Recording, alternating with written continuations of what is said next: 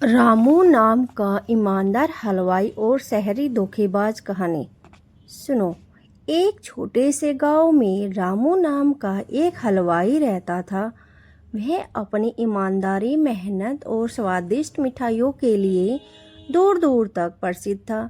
उसकी दुकान पर हमेशा ग्राहकों की भीड़ लगी रहती थी। रामू का एक ही नियम था, वह कभी मिलावट नहीं करता था और हर ग्राहक के साथ समान व्यवहार करता था। गांव के लोग उस पर पूरा विश्वास करते थे। एक दिन शहर से एक चालाक आदमी गांव में आया। उसका नाम मोहन था। वह लोगों को धोखा देकर पैसे कमाने का आदी था। जब उसने देखा कि रामू की दुकान पर खूब भीड़ लगी रहती है, तो उसने सोचा कि किसी तरह रामू को ठग कर अच्छा पैसा कमाया जाए।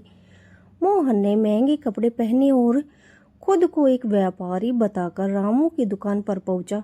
उसने कहा, मैं शहर में मिठाइयों की बड़ी दुकान चलाता हूँ। अगर तुम्हारी मिठाइयाँ अच्छी लगी तो मैं तुमसे हर महीने बड़ी मात्रा में मिठाई खरीदूंगा। रामू उसकी बात सुनकर खुश हुआ।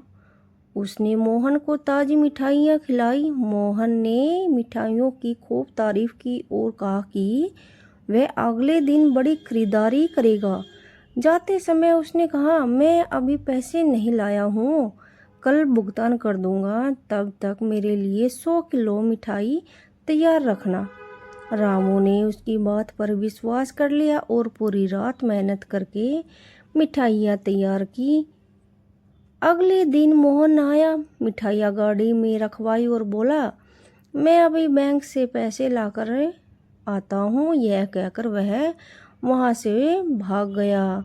रामू को बहुत दुख हुआ, लेकिन उसने हार नहीं मानी। उसने गांव वालों को पूरी बात बताई। कुछ दिनों बाद गांव के कुछ लोग शहर गए। वहाँ उन्होंने उस आदमी को दूसरी दुकान पर लोगों को धोखा देते हुए पहचान लिया। उसने तुरंत पुलिस को सूचना दी। पुलिस ने मोहन को पकड़ लिया। पूछताछ में उसने अपना अपराध स्वीकार कर लिया।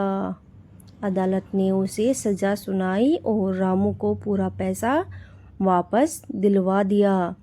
मोहन को अपनी गलती का एहसास हुआ। उसने रामू से माफ़ी मांगी और वादा किया अब वह कभी किसी को धोखा नहीं देगा। रामू ने उसे माफ़ तो कर दिया, लेकिन समझाया कि विश्वास जीतने में वर्षों लगते हैं, जबकि उसे खोने में केवल एक पल लगता है। उस दिन के बाद रामू की ईमानदारी की चर्चा और भी दूर दूर तक फैल गई। लोग कहते थे कि सच्चाई और मेहनत की कमाई हमेशा टिकती है, जबकि छल और धोखा अंत में इंसान को शर्मिंदगी और सजा ही दिलाते हैं। शिक्षा, ईमानदारी सबसे बड़ी पूंजी है। धोखा देकर कमाया गया धन कभी सुख नहीं देता और अंत में सत्य की ही जीत होती है।